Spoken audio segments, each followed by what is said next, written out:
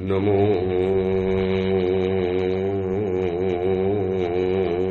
હરિયંતાણ નમો સિદ્ધાણં નમો આયર્યાણં નમો વજ્જાયાણં નમો લોહે સૌવસાઉણં એસો પંચ નમુકારો સૌવ પાવપનાશનો મંગલાહાનં ચ સૌવેસી બડમમ વૈ મંગલમ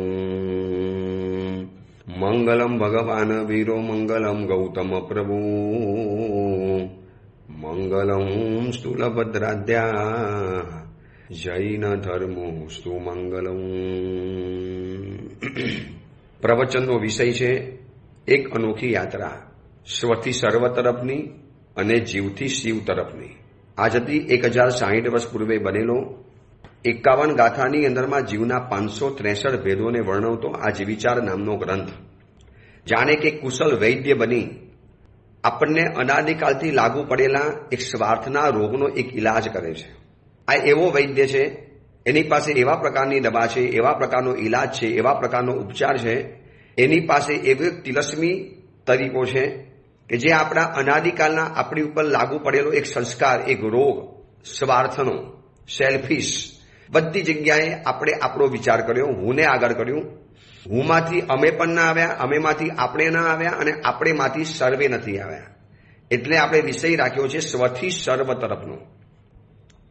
આ જીવિચાર ભણ્યા પછી પ્રત્યેક વ્યક્તિને મનમાં એટલું તો થશે જ કે આટલા બધા જીવોની વિરાધના મારે નથી કરવી. જીવવાનો અધિકાર મને છે તો બીજા પણ જીવોને અધિકાર છે. તો મારે મારું જિંદગી ટકાવવા માટે, મારે મારું જીવન ટકાવવા માટે આટલા બધા જીવોનો ભોગ તો ન જ લેવાય. પેટ ભરવું પડે છે, ભોજન લેવું પડે છે. તો પ્રત્યેક વનસ્પતિકાયથી અગર ચાલે છે તો મારે સાધારણ વનસ્પતિકાયને કેમ ખાવાના?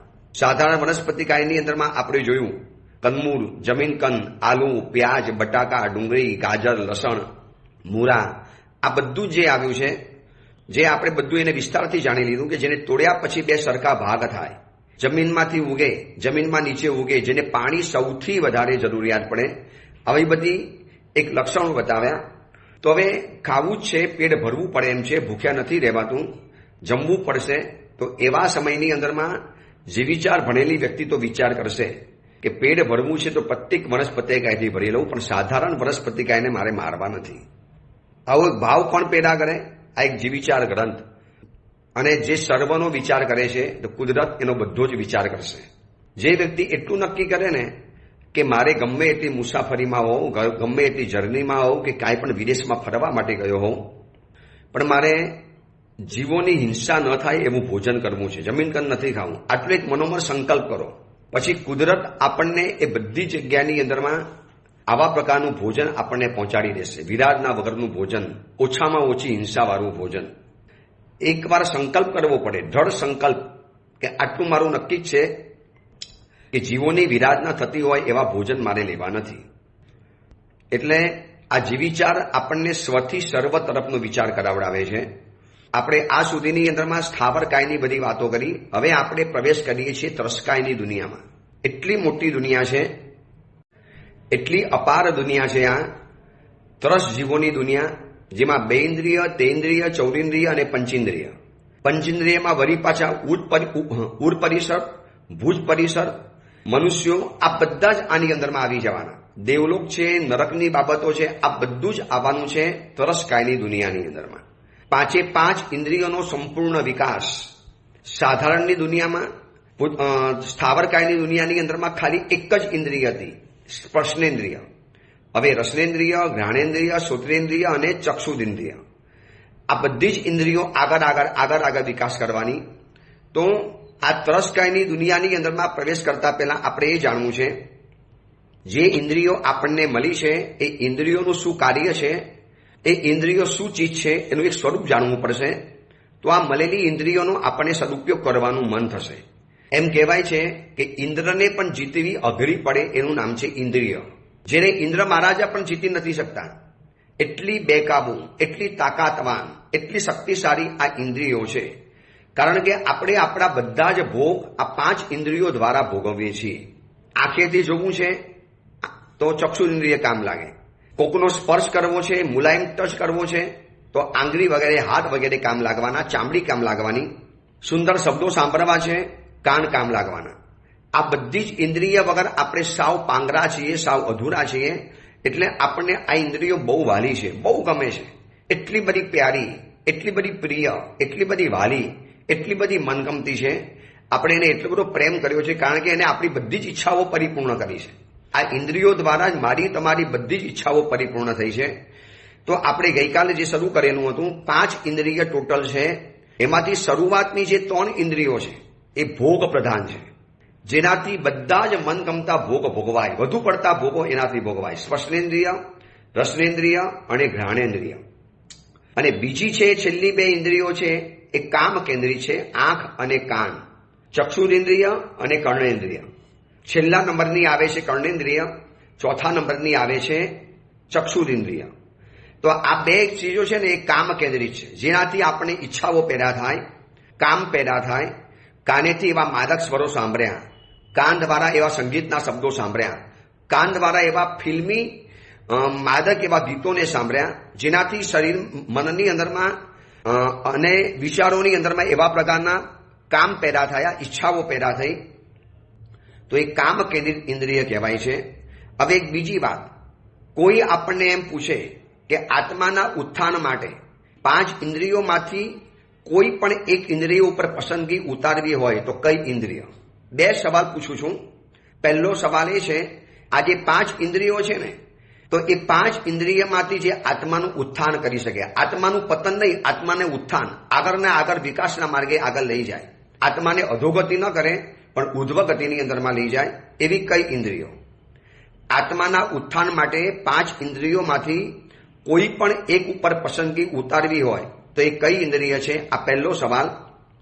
અને બીજા નંબરની અંદરમાં સૌથી વધુ 5 ઇન્દ્રિયોમાંથી, આ ઇન્દ્રિયો જે આપણને મળી છે એ ઇન્દ્રિયોમાંથી સૌથી વધુ પુણ્ય કઈ ઇન્દ્રિયને મેળવવા માટે આપણું ખર્ચાયું છે?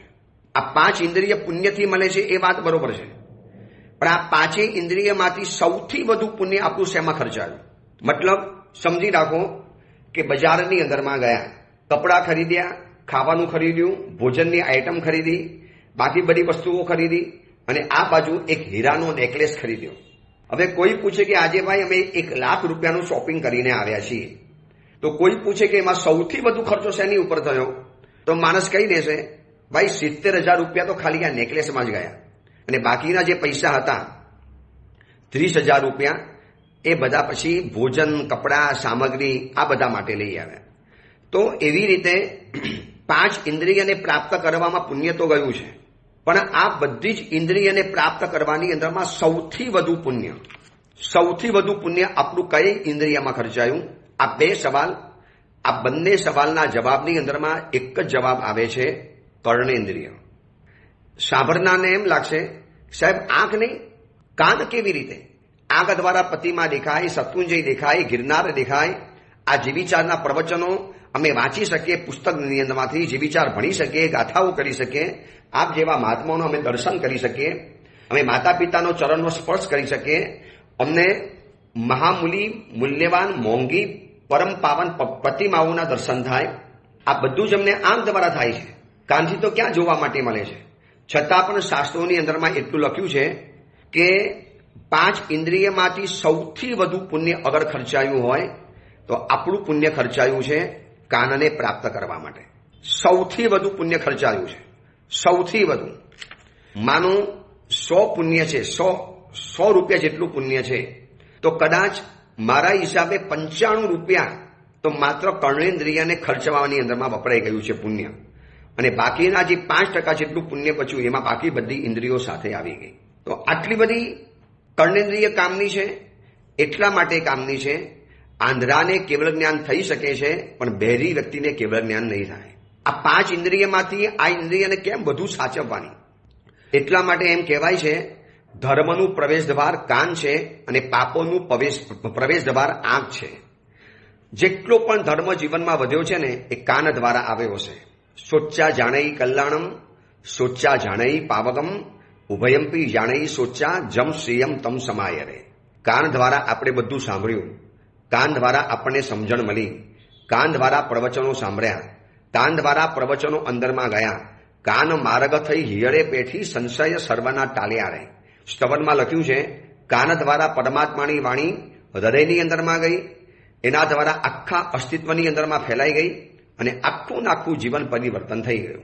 તમે જોજો, ઘણા લોકો કહેશે પ્રવચન દ્વારા મારું જિંદગી બદલાઈ ગઈ, પ્રવચન સાંભળ્યા આખા મારા મનના વિચારો બદલાઈ ગયા. આ ઓડિયો પ્રવચનને સાંભળનારા અડધા ઉપરના વ્યક્તિઓના સમાચાર એવા આવે છે કે ગુરુદેવ આ પ્રવચનો સાંભળ્યા પછી જિંદગી જ બદલાઈ ગઈ, અમારા જીવનની અંદરમાં જે નહોતું એ બધું અમારા જીવનમાં આવી ગયું, કેટલાય સંકલેશો અમારા શાંત થઈ ગયા. એમાં જીવિચાના પ્રવચનો સાંભળ્યા પછી આખી અમે અમારી લાઈફસ્ટાઈલ બદલી નાખવાના છીએ. તો આ બધું શેના દ્વારા થયું? કર્ણેન્દ્રિય. એટલે કાન ધર્મનું પ્રવેશ દ્વાર છે અને આંખ પાપોનું પ્રવેશ દ્વાર છે.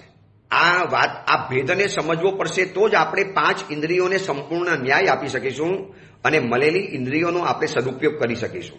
એટલે પહેલી વાત જે આપણે જાણી કે સૌથી વધુ પુણ્ય ખર્ચાયું છે કર્ણેન્દ્રિયને પ્રાપ્ત કરવામાં, અને આત્માના ઉત્થાન માટે, આત્માના વિકાસ માટે 5 ઇન્દ્રિયોમાંથી સૌથી પહેલી પસંદગી અગર કરવી હોય તો કર્ણેન્દ્રિયની કરવાની. માનો કર્મ રાજા આમ આપણને પૂછવાનું નથી, પૂછવા પણ નથી આવવાનું, પણ માનો કદાચ ઇનકેસ પૂછે, દેખ ભાઈ તારું કર્મ તો છે જ, હું તને આંધળો પણ બનાવી શકું છું અને હું તને બહેરો પણ બનાવી શકું, મેં તુझे અંધા भी बना सकता हूं और मैं तुझे बधिर भी बना सकता हूं, बोल योर चॉइस, તારી પસંદગી, તારી શું ઈચ્છા છે, હું તને શું બનાવું, આંધળો બનાવું કે બહેરો બનાવું, અંધા બનાવું યા બધિર બનાવું? તો સમજદાર વ્યક્તિ કહી દેશે કર્મ રાજા હું આંધળો બનવા તૈયાર છું પણ બધિર બનવા તૈયાર નથી, મારે બહેરા નથી બનવું. બહેરો બનીશ તો આ જીનવાણી કાનમાં કેવી રીતે આવવાની? નથી જોઈ શકતો. કદાચ આંધળો બન્યા પછી પણ જો બહેરો નથી બન્યો ને તો વ્યક્તિ કેવલ જ્ઞાન પામી શકે છે. એવા કેટલાય કિસ્સાઓ છે કે જેને આંખ નથી પણ સાંભળતા સાંભળતા જાતિ સ્મરણ થયું, પૂર્વભાવ યાદ આવી ગયો. એવા કેટલાય તિર્યંજો છે જે લોકો વાંચી નથી શકતા આંખ દ્વારા, પણ કાન દ્વારા પૂર્વભાવને સાંભળ્યો અને હૃદયની અંદરમાં એક આંચકો લાગ્યો અને સીધા પરિવર્તન પામી અને જિંદગી આખી બદલી નાખી. એટલે આંખ એ પાપોનું પ્રવેશ દ્વાર છે અને કાન એ ધર્મનું પ્રવેશ દ્વાર છે. હજી આગળ જાણવું હોય તો આંખ કરતા કાન વધુ સશક્ત છે, અને આમે આંખ 4થી ઇન્દ્રિય છે અને કાન 5મી ઇન્દ્રિય છે. અનંત પુણ્યથી કાન મળે છે, અનંત પુણ્યથી. સ્પર્શ તો દરેક ગતિમાં આપણી પાસે હતો, દરેક ભાવમાં સ્પર્શ હતો, બેન્દ્રિયના ભાવમાં પણ હતા, પણ કર્ણેન્દ્રિય એના ઉપયોગની અંદરમાં ખૂબ સાવધાન રહેવાનું છે, ખૂબ સાવધાન. હજી આંખનો દુરુપયોગ એટલું નુકસાન નહીં કરી શકે જેટલો દુરુપયોગ કાનનો કરી શકાય છે. મહાભારત પેદા થયું છે આંખ દ્વારા નહીં, કાન દ્વારા. શબ્દ જે બોલાયા ને, આંધળાના દીકરા આંધળા જ હોય, આ શબ્દ દુર્યોધનના કાનમાં ગયા અને એના દ્વારા એને જે મહાભારત પેદા કર્યું. આજે લોકોના ઘરમાં પણ મહાભારત થતું હશે, યુદ્ધ, ઝઘડા, મારામારી, સંકલેશ, ઘરની અંદરમાં અણબનાવ, ઘરની અંદરમાં રોજના ઝઘડા થતા હશે. આ બધા છે ને કાન દ્વારા. જો માણસ કાનનો ઉપયોગ કરવાનું બંધ કરી દે ને સંસાર માટે, કે નથી સાંભળવું જ નથી ને, સાંભળવું તો મને ખબર પડશે ને કે આવા શબ્દ બોલ્યા છે. દેખો, દૂર રહેલી વ્યક્તિ આપણને કદાચ ગાર આપે છે ને તો આપણને ગુસ્સો નથી આવતો, કારણ કે આપણા કાનની રેન્જમાંથી બહાર છે, કાનના કવરેજમાંથી બહાર છે. એને ગાર આપણને જ આપે છે, આપણને જ મનની ગારો ચોપડાવે છે. ગાલિયા મુझे ही देता है, મગર એટલો બધો કવરેજથી દૂર છે કે એ શું બોલે છે મને સંભળાતું નથી, મને સમજાતું જ નથી. તો મને ગુસ્સો નહીં આવે, ભલે દેખાય છે છતાં પણ ચક્ષુ ઇન્દ્રિય આંખથી દેખાય છે પણ કાનથી સંભળાતું નથી, તો મને વાંધો નથી આવતો. પરંતુ એક વ્યક્તિ એવી છે કે જે મને આંખેથી દેખાતો નથી પણ મારી બાજુના રૂમની અંદરમાં મારા માટે ઘસાતું બોલે છે, મારા માટે ખરાબ શબ્દો બોલે છે, અને એ શબ્દ મારા કાનની અંદરમાં આવશે એટલે મને ગુસ્સો ચડવાનો. કેમ? કારણ કે કાન દ્વારા આ બધું અંદરમાં ગયું. એટલે આંખ કરતા કાન વધુ સશક્ત છે, અને આમે આંખ 4થી ઇન્દ્રિય છે, કાન 5મી ઇન્દ્રિય છે, અને અનંત પુણ્યથી મળે છે.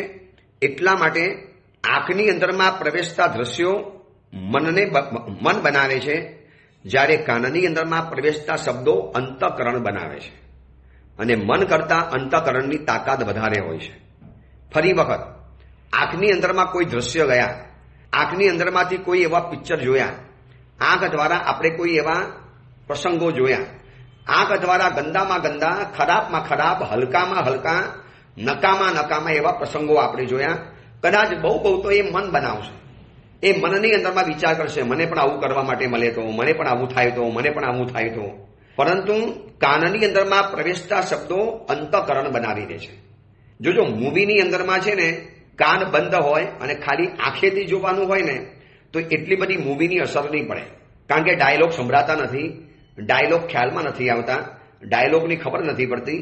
હમણાં હું પેપર વાંચું છું ને એમાં એટલા બધા પ્રસંગો આવે છે, એટલી બધી વાતો આવે છે. હમણાં જે સૈયારા નામની જે મૂવી નીકળી છે, એમ કહેવાય છે કે આ મૂવીને જોયા પછી થિયેટરમાં યુવા યુવતીઓ રડે છે, કપડાં ફાડી નાખે, ચિચિયારી પાડી, પોકાર પાડે, કોઈ બેભાન બની જાય છે. પછી એ સૈયારા મૂવીની અંદરમાં જે હીરો હિરોઈન છે એના જીવનમાં પ્યાર કરવામાં જે તકલીફો આવે છે એ જોઈને યુવા યુવતીઓ પોકાર પાડે, રડતા હોય છે, બેભાન થવાના કિસ્સા આવે છે, કપડાં ફાડી નાખે, માથું પછાડીને ડોક્ટરો બોલાવવા પડે છે. આટલા બધા કિસ્સા બન્યા છે સૈયારા મૂવી જોતા જોતા. હવે એ લોકોને એવી કોઈ મૂવી જોતા ન થયું કે જેની અંદરમાં આપણા જ આઝાદીના જે લડવૈયા હતા એ લોકોને ત્રાસ પડ્યો હોય અને એ જોયા પછી એ લોકોને રડવું નથી આવતું? અથવા તો પહેલગામની અંદરમાં આપણા આટલા ભારતીયો ખતમ થઈ ગયા એ જોયા પછી રડવું નથી આવતું?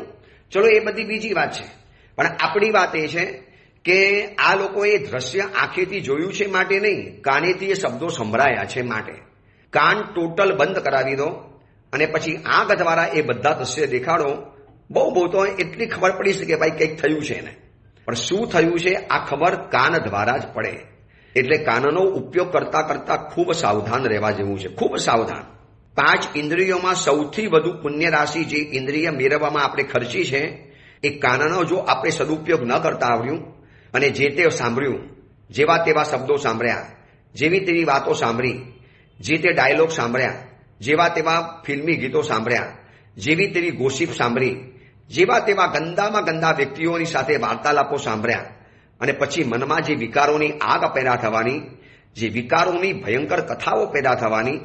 એટલા માટે આ જ વિચાર ગ્રંથ કહે છે કે દોસ્ત ત્રસ્કાઈની દુનિયામાં તમને આ બધું મળવાનું, આંખ મળવાની, કાન મળવાના, પગ મળવાના, મોઢું મળવાનું, મન મળવાનું, બધું જ મળવાનું છે. કારણ કે ઇન્દ્રિયનો વિકાસ છે. સ્થાવર કાયની દુનિયામાં આ બધું નહોતું, એટલે શાંતિ હતી કદાચ, પણ આ ત્રસ્કાયની દુનિયાની અંદરમાં આ બધી જ ઇન્દ્રિયો મળવાની છે.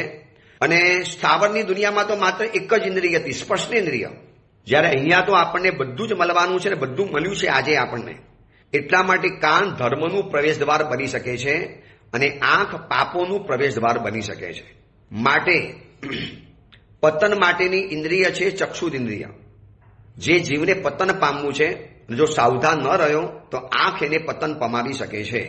આંખ અને કાનની તુલનાની અંદરમાં જો તુલના કરવાની વાત આવે ને તો કાન કરતા આંખ વધુ તાકાતવાળી છે. આમ જો તુલના કરવા જઈએ તો આંખ અને કાનની વચ્ચે જો તુલના કરવા જઈએ તો કાન કરતા આંખ વધુ તાકાતવાળી લાગતી હોય, પણ હકીકત એ છે આંખ આક્રમક છે અને કાન ગ્રાહક છે. આ વાતને જરા શાંતિથી વિચારજો.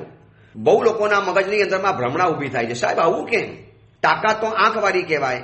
જો તુલના કરવા જઈએ તો આપણને કદાચ આપણને કાન કરતા આંખ વધુ તાકાતવાળી લાગતી હોય છે, પણ હકીકત એ છે, શાંતિથી વિચારશું તારે લાગશે કે આંખ આક્રમક છે અને કાન ગ્રાહક છે.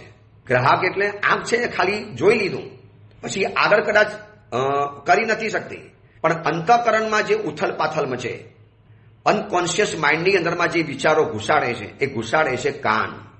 કારણ કે ગ્રાહક છે.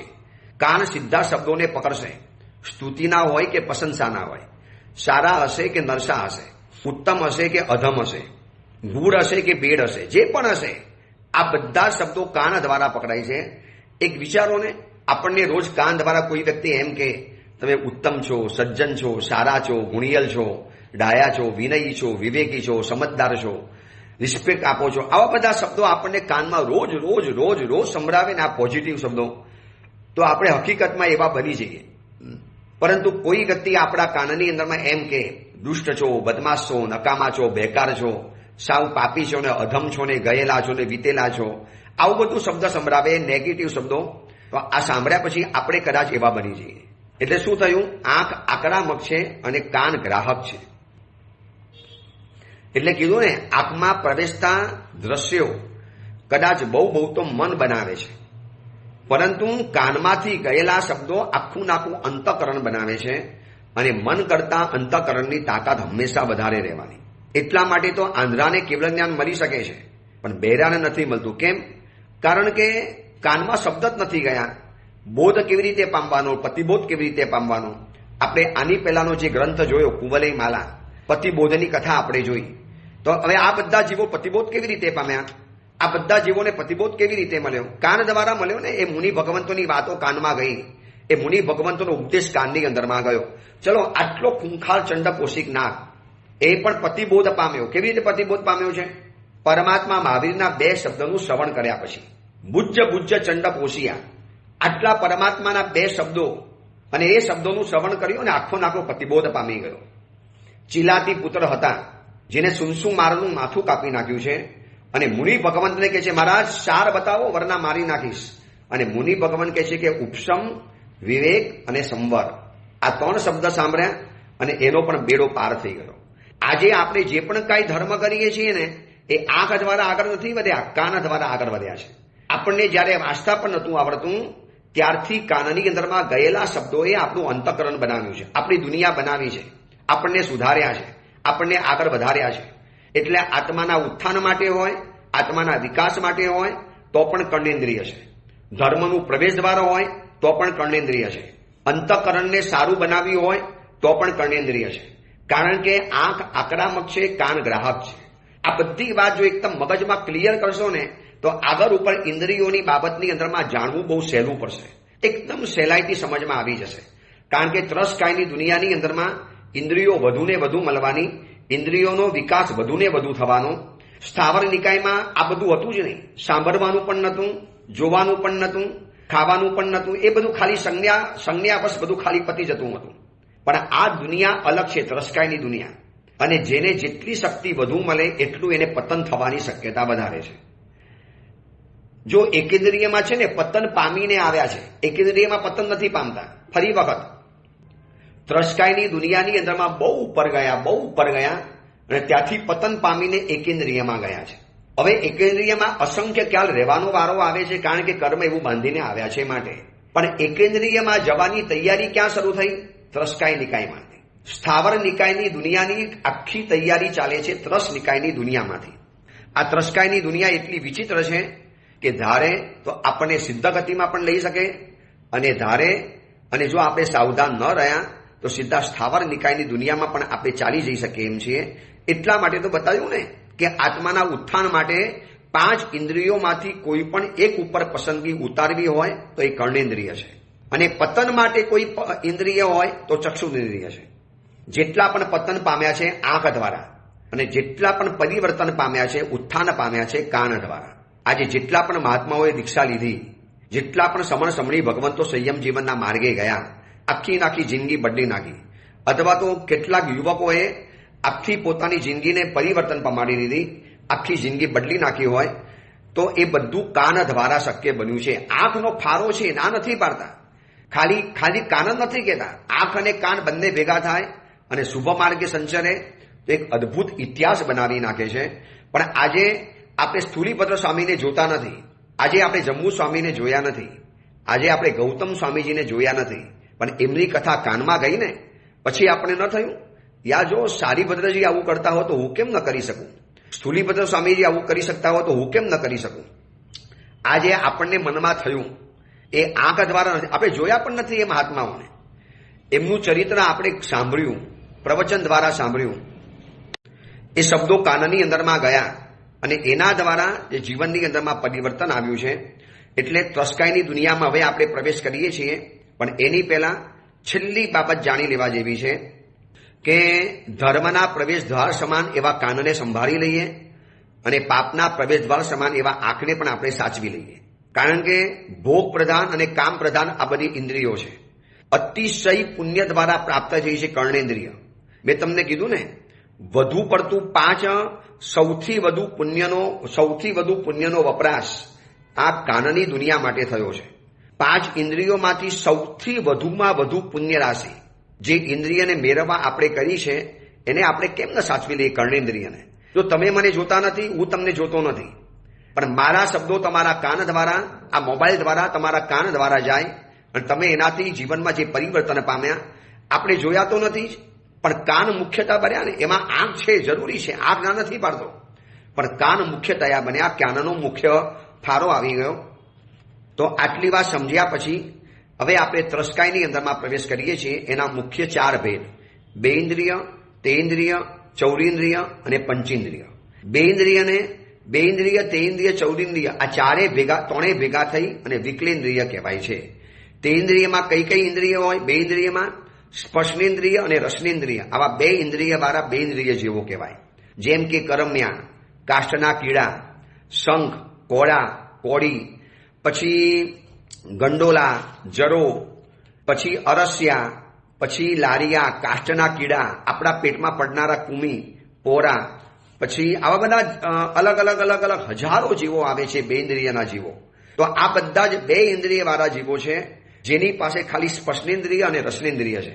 પહેલો વરસાદ પડે અને રોડ ઉપર કેટલા બધા અરસ્યા ફૂટી નીકળે, કેટલા બધા અરસ્યા. અમે વિહાર કરતા ક્યારે જોઈએ, પગ મૂકવાની પણ તકલીફ પડે.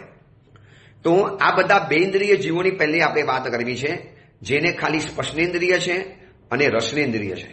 હવે આ બધા બેઇન્દ્રિય જીવો અંદરમાં હલનચલન કરતા દેખાય. એના માઇક્રોસ્કોપની અંદરમાં જોવા માટે જાઓ તો જીવો અંદરમાંથી દેખાય છે. તો સંસારી જીવો માટે એકેન્દ્રિયની હિંસાથી સર્વતા બચવું શક્ય નથી.